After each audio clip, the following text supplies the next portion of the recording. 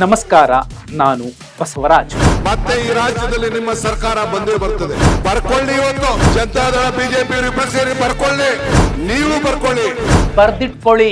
2028ಕ್ಕೆ ಮತ್ತೆ ನಮ್ಮದೇ ಸರ್ಕಾರ, ನಿಮ್ಮದೇ ಸರ್ಕಾರ ಬರುತ್ತೆ ಅಂತ ತುಮಕೂರಿನಲ್ಲಿ ನಡೆದಂತಹ ಮಹತ್ವದ ಕಾಂಗ್ರೆಸ್ ಪಕ್ಷದ, ಕಾಂಗ್ರೆಸ್ ಸರ್ಕಾರದ 3ನೇ ವರ್ಷದ ಸಾಧನಾ ಸಮಾವೇಶದಲ್ಲಿ ಉಪಮುಖ್ಯಮಂತ್ರಿ ಕೆಪಿಸಿಸಿ ಅಧ್ಯಕ್ಷ ಡಿ.ಕೆ. ಶಿವಕುಮಾರ್ ಅವರು ಭವಿಷ್ಯ ನುಡಿದಿದ್ದಾರೆ. ಒಂದೇ ಪ್ರಶ್ನೆ, 2028ಕ್ಕೂ ಕಾಂಗ್ರೆಸ್ ಪಕ್ಷ ಮತ್ತೊಮ್ಮೆ ಅಧಿಕಾರಕ್ಕೆ ಬರುತ್ತಾ? ಅಧಿಕಾರದ ಗಾದಿ ಮೇಲೆ ಬಂದು ಕೂರೋಕೆ ಸಾಧ್ಯವೇ?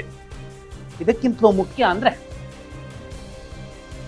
ಪೂರ್ಣಾವಧಿಗೆ ನಾನೇ ಮುಖ್ಯಮಂತ್ರಿ ಎನ್ನುತ್ತಿದ್ದ ಅಹಿಂದ ನಾಯಕ ಸಿದ್ದರಾಮಯ್ಯ, ನಮ್ಮ ನಾಯಕ ಪೂರ್ಣಾವಧಿ ಇರ್ತಾರೆ ಅನ್ನುವಂತಹ ಸಿದ್ದರಾಮಯ್ಯ ಅವರ ಬಣದ ಮಾತು ಎಲ್ಲವೂ ಕೂಡ ನಿಜವಾಗ್ತಿದೆ ಅನ್ನೋದಕ್ಕೆ ಈ ಮಾತುಗಳು ಸಾಕ್ಷೀಕರಿಸ್ತಿವೆ. ಡಿ.ಕೆ. ಶಿವಕುಮಾರ್ ಅವರೇ ಖುದ್ದಾಗಿ 2028ಕ್ಕೆ ಮತ್ತೆ ನಿಮ್ಮ ಸರ್ಕಾರ, ನಮ್ಮ ಸರ್ಕಾರ ಬರುತ್ತೆ, ಬಿಜೆಪಿ JDS ಅವರೇ ಬರೆದಿಟ್ಕೊಬಿಡಿ, ನೀವು ಬರೋದಿಲ್ಲ, ನಾವೇ ಬರೋದು ಅಂತ ಹೇಳಿ. ಆದ್ರೆ ಕಾಂಗ್ರೆಸ್ ಪಕ್ಷಕ್ಕೆ 2028ಕ್ಕೆ ಮರು ಆಯ್ಕೆ ಬಯಸಿದ್ರೆ ಮೊಟ್ಟ ಮೊದಲ ಸವಾಲು ಮತ್ತು ಸಮಸ್ಯೆ ಮತ್ತು ಬಹುದೊಡ್ಡ ವೈಫಲ್ಯ, ಬಹುದೊಡ್ಡ ಅಡೆತಡೆ, ಅಡಚಣೆ ಅಂತ ಕಾಣಿಸುವಂಥದ್ದು ಇದೇ ಡಿ.ಕೆ. ಶಿವಕುಮಾರ್. ಆ ತಪ್ಪುಗಳ ಅಥವಾ ಒಪ್ಪುಗಳ ಲೆಕ್ಕ ಆಮೇಲೆ ಮಾತಾಡೋಣ. ಆದ್ರೆ ಅಧಿಕಾರ ಹಂಚಿಕೆಯ ಒಪ್ಪಂದ ಆಗಿತ್ತು ಅಂತ ಹೇಳ್ಕೊಂಡು ಬಂದಿದ್ದಂತಹ ಡಿ.ಕೆ. ಶಿವಕುಮಾರ್ ನನಗೊಂದು ಅವಕಾಶ ಕೊಡ್ತಾರೆ, ದೊಡ್ಡ ಪೆನ್ ಸಿಗತ್ತೆ, ಇಲ್ಲ ಕೊಟ್ಟೋಗ್ಬೇಕು, ಇಲ್ಲ ಅಂದ್ರೆ ಬಿಟ್ಟು ಹೋಗ್ಬೇಕು ಅನ್ನೋ ಮಾತನ್ನು ತುಮಕೂರಿನಲ್ಲಿ ಸಾಧನಾ ಸಮಾವೇಶದಲ್ಲಿ ಡಿ.ಕೆ. ಶಿವಕುಮಾರ್ ಅವರು ಹೇಳಿದ್ರು. ಯಾರಿಗೆ ಹೇಳಿದ್ರು, ಯಾಕೆ ಹೇಳಿದ್ರು?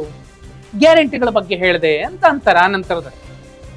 ಆದ್ರೆ ದೆಹಲಿಯಲ್ಲಿ ಚರ್ಚೆಯಾದ, ಯಾಕಂದ್ರೆ ಆಂದೋಲನ ಅನ್ನುವಂತಹ ಮೈಸೂರಿನ ಪ್ರತಿಷ್ಠಿತ ಪತ್ರಿಕೆಯ ಒಂದು ವಿಶ್ಲೇಷಣಾತ್ಮಕ ವರದಿ, ವಿಠಲ್ ಮೂರ್ತಿ ಅವರದ್ದು ಒಂದು ಅಂಕಣ ಬರುತ್ತೆ. ಆ ಅಂಕಣದಲ್ಲಿ ಕೊನೆಯ ಸಾಲನ್ನು ಮೆನ್ಷನ್ ಮಾಡಿದ್ದಾರೆ.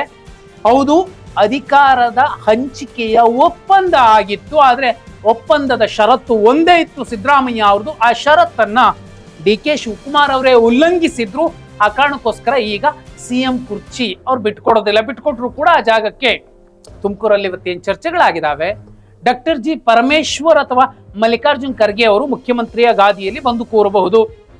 ಇದು ಕಣ್ಣು ಮುಂದೆ ಇರುವಂತಹ ಚಿತ್ರಣ. ಅಲ್ಲಿ ಜನರ ನಾಡಿ ಮಿಡಿತ ಕೂಡ ಅದೇ ಹೇಳ್ತಿತ್ತು ಸಾಧನಾ ಸಮಾವೇಶದಲ್ಲಿ. ಆದ್ರೆ ಯಾವ ಷರತ್ತನ್ನ ಸಿದ್ದರಾಮಯ್ಯ ಅವರು ಹಾಕಿದ್ರು, ಅದ್ಯಾವ ಷರತ್ತನ್ನ ಡಿ.ಕೆ. ಶಿವಕುಮಾರ್ ಅವರು ಉಲ್ಲಂಘಿಸಿದ್ರು? 2.5 ವರ್ಷಗಳ ಕಾಲ ನನ್ನದೇ ಸಂಪುಟ, ನನ್ನವರೇ ಸಚಿವರು, ಹಾಗಿದ್ರೆ ಮಾತ್ರ ನಾನು ಪೂರ್ಣಾವಧಿಗೆ ಮುಂದುವರಿಯೋದಿಲ್ಲ, CM ಸ್ಥಾನವನ್ನ ಬಿಟ್ಟು ಕೊಡ್ತೀನಿ ಅಂತ ಹೇಳಿದ್ರು. ಸಿದ್ದರಾಮಯ್ಯ ಅವರ ಆಲೋಚನೆ ಏನಿತ್ತು? ಸಂಪುಟದಲ್ಲಿ 3 DCMಗಳನ್ನ ತೆಗೆದುಕೊಳ್ಳುವಂಥದ್ದು, ಅಲ್ಪಸಂಖ್ಯಾತ, ದಲಿತ ಮತ್ತು ಲಿಂಗಾಯತ ಸಮಾಜಕ್ಕೆ ಒಂದು ಅವಕಾಶ ಮಾಡಿಕೊಡುವಂಥದ್ದು. KPCC ಅಧ್ಯಕ್ಷ ಸ್ಥಾನದಲ್ಲಿ ಡಿ.ಕೆ. ಶಿವಕುಮಾರ್ ಅವರೇ ಮುಂದುವರಿತಾರೆ ಅನ್ನುವಂಥದ್ದು ಅವರ ಮನಸ್ಸಲ್ಲಿತ್ತು.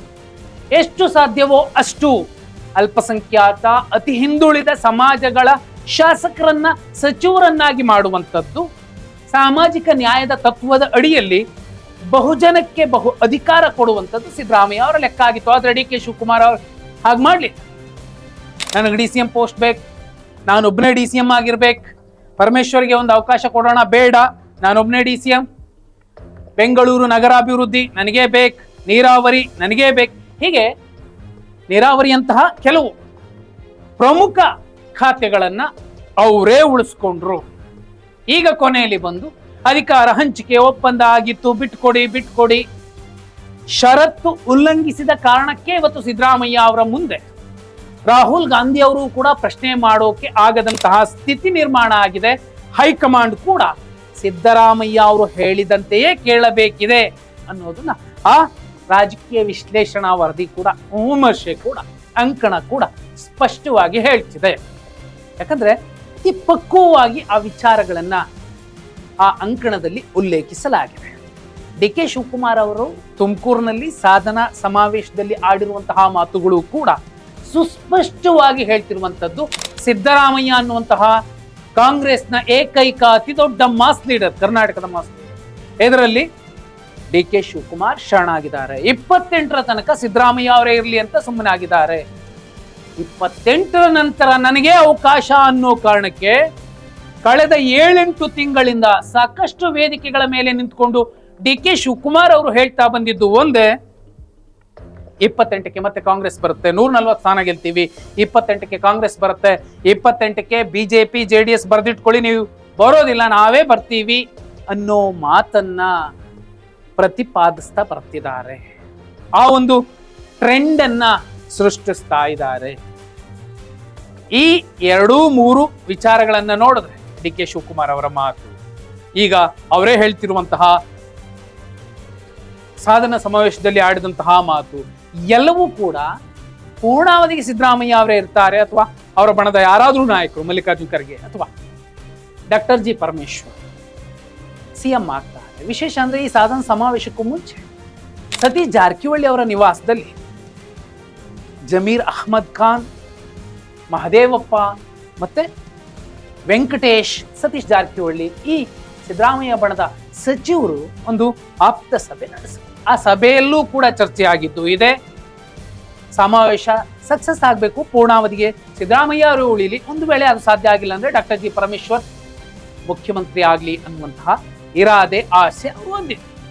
ರಾಜಣ್ಣ ಅವರು ಸಾಧನಾ ಸಮಾವೇಶ ಶುರುವಾಗೋಕೆ ಮುಂಚಿನಿಂದ ಇಲ್ಲಿಯ ತನಕ ಇದ್ರೆ ಸಿದ್ದರಾಮಯ್ಯ ಅವರೇ ಇಲ್ಲಿ ಇಲ್ಲ ಅಂದ್ರೆ ಡಾಕ್ಟರ್ ಜಿ ಪರಮೇಶ್ವರ್ ಮುಖ್ಯಮಂತ್ರಿ ಆಗ್ಲಿ ಅನ್ನುವಂತಹ ಮಾತನ್ನ ಹೇಳ್ತಾ ಬಂದಿದ್ದಾರೆ. ಅದೇ ವೇದಿಕೆಯಲ್ಲಿ ಎಲ್ಲರ ಎದುರಲ್ಲಿ 28ಕ್ಕೂ ನಾವೇ ಬರ್ತೀವಿ ಅನ್ನುವಂತಹ ಡಿ ಕೆ ಶಿವಕುಮಾರ್ ಅವರ ಮಾತು ನೋಡಿದ್ರೆ ಡಿ ಕೆ ಶಿವಕುಮಾರ್ CM ಆಗುವ ಆಸೆಯನ್ನ 28ರ ತನಕ ಬಿಟ್ಬಿಟ್ಟಿದ್ದಾರೆ. 28ರ ನಂತರ ಮತ್ತೆ ಕೇಳ್ತಾರೆ.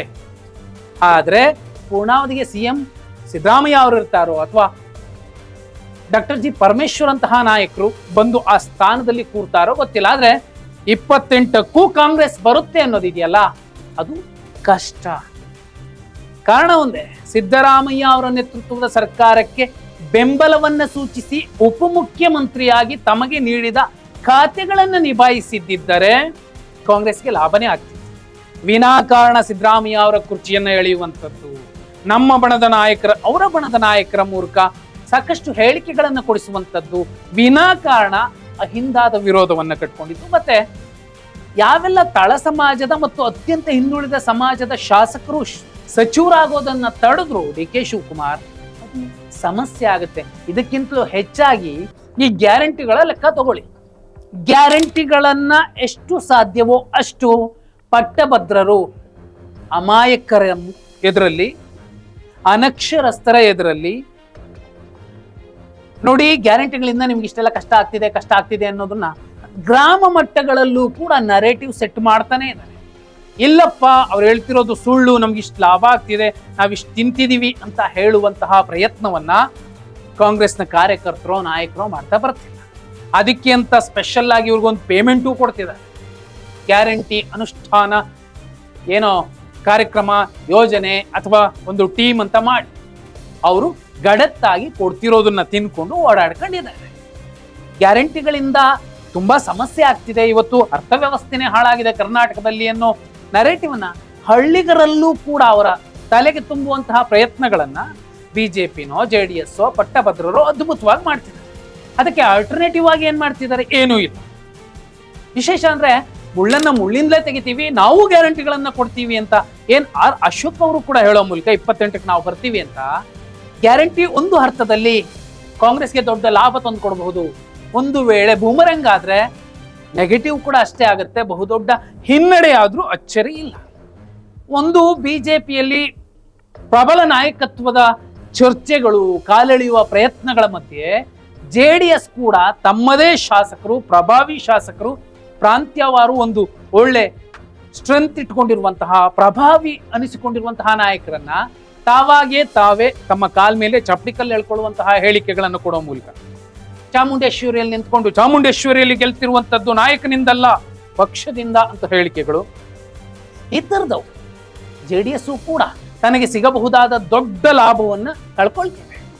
ಈಗಲೂ ಕೂಡ ಆ ಕುಟುಂಬ ರಾಜಕಾರಣದ ಬುಡಕ್ಕೆ ಬೆಂಕಿ ಹಚ್ಚಿ ಆ ಪಕ್ಷದ ಅತ್ಯಂತ ಪ್ರಾಮಾಣಿಕ ಕಾರ್ಯಕರ್ತರು ಜೆನ್ಜಿ ನಾಯಕ ಯುವಕರನ್ನ ಹುಡುಕಿ ಅವರುಗಳಿಗೆ ಟಿಕೆಟ್ ಕೊಟ್ರೆ JDS ಕೂಡ ಒಳ್ಳೆ ಪರ್ಫಾರ್ಮ್ ಮಾಡಬಹುದು. ಇದರ ಮಧ್ಯೆ ಕಾಂಗ್ರೆಸ್ ಏನ್ ಸುಲಭವಾಗಿ 113 ಪಡೀಲಿಕ್ಕಾಗತ್ತಾ? ಸುಲಭ ಅಲ್ಲ. ಒಂದು ಅದಾಗಬೇಕು ಅಂದ್ರೆ KPCC ಅಧ್ಯಕ್ಷರು ಬದಲಾಗಬೇಕು ಬಹುಬೇಗ. ಗ್ಯಾರಂಟಿ ವಿಚಾರದಲ್ಲಿ ಏನೆಲ್ಲ ವ್ಯತ್ಯಾಸಗಳಿದೆ, ಯಾವ್ದು ಬೇಕಿದೆ ಯಾವ್ದು ಬೇಡ, ಅದಕ್ಕೆ ಬಹುಬೇಗ ಕತ್ತರೆ ಹಾಕ್ಬೇಕು. ಹೆಣ್ಣು ಮಕ್ಕಳಿಗೆ ಕೊಡೋ ದುಡ್ಡು, ಬಸ್ಸು, ಮತ್ತೊಂದು ಯಾವುದರ ಬಗ್ಗೆ ಬಹುಪಾಲು ಜನ ಹೆಣ್ಮಕ್ಳು ಸೇರಿದಂತೆ ಇದು ಬೇಕಿರ್ಲಿಲ್ಲ ಅಂತಿದ್ದಾರೆ, ಅಂಥದ್ದನ್ನ ಕಟ್ ಮಾಡಿ ಉಳಿದ ಯೋಜನೆಗಳಿಗೆ ಯುವ ನಿಧಿ ಅಂತಹ ಕಾರ್ಯಕ್ರಮ ಅದು ಬಂತೋ ಹೋಯ್ತೋ ಯಾರಿಗೂ ಗೊತ್ತಿಲ್ಲ. ಈ ಕೆಲಸಗಳನ್ನ ಪರಿವರ್ತನೆಯನ್ನ ಒಂದಷ್ಟು ತಪ್ಪುಗಳನ್ನ ತಿದ್ದಿಕೊಳ್ಳುವ ಪ್ರಯತ್ನವನ್ನ ಕಾಂಗ್ರೆಸ್ ಮಾಡದಿದ್ರೆ 113 ಸುಲಭ ಅಲ್ಲ. ಹಾಗಂತ BJP JDS ಅತಂತ್ರ ಸ್ಥಿತಿ ನಿರ್ಮಾಣ ಆಗತ್ತೆ. 1952ರಿಂದ ಇಲ್ಲಿಯ ತನಕ ರಾಜಕೀಯ ಚರಿತ್ರೆ, ಚುನಾವಣಾ ಫಲಿತಾಂಶದ ಚರಿತ್ರೆ ನೋಡಿದಾಗ 83ರ ನಂತರ ರಾಮಕೃಷ್ಣ ಹೆಗಡೆ ಅವರು ಮತ್ತೊಮ್ಮೆ ಚುನಾವಣಾ ಪೂರ್ವ ರಾಜೀನಾಮೆ ಕೊಟ್ಟು ಮತ್ತೆ ಎಲೆಕ್ಷನ್ಗೆ ಹೋಗಿ ಬಂದ ನಂತರದಲ್ಲಿ ಬ್ಯಾಕ್ ಟು ಬ್ಯಾಕ್ ಒಂದು ಸರ್ಕಾರ, ಒಬ್ಬ ಮುಖ್ಯಮಂತ್ರಿ ಬರಲಿಲ್ಲ. ಅದೇ ರಿಪೀಟ್ ಆಗಬಹುದು ಅನ್ನೋ ನಿರೀಕ್ಷೆಯಲ್ಲೇ ಬಹುಪಾಲು ಜನ ಇದ್ದಾರೆ. ಅರೆ ಅದು ರಿಪೀಟ್ ಆಗಬೇಕು, ಆಗಬಾರ್ದು ಅನ್ನೋದಾದ್ರೆ ಕಾಂಗ್ರೆಸ್ ತನ್ನ ತಪ್ಪುಗಳನ್ನು ತಿದ್ಕೋಬೇಕು. ಸಿದ್ದರಾಮಯ್ಯ ಅವ್ರು ಇರ್ತಾರ, ಅವರ ನಾಯಕತ್ವ, ಅವರ ಸ್ಥಾನಮಾನ ಏನು ಅನ್ನೋದರ ಆಧಾರದ ಮೇಲೆ 2028ರ ಚುನಾವಣೆ ಕೂಡ ಕಾಂಗ್ರೆಸ್ಗೆ ತುಸು ಲಾಭ ನಷ್ಟವನ್ನ ತರಬಹುದು. ನೀವೇನಂತೀರಾ? ಕಮೆಂಟ್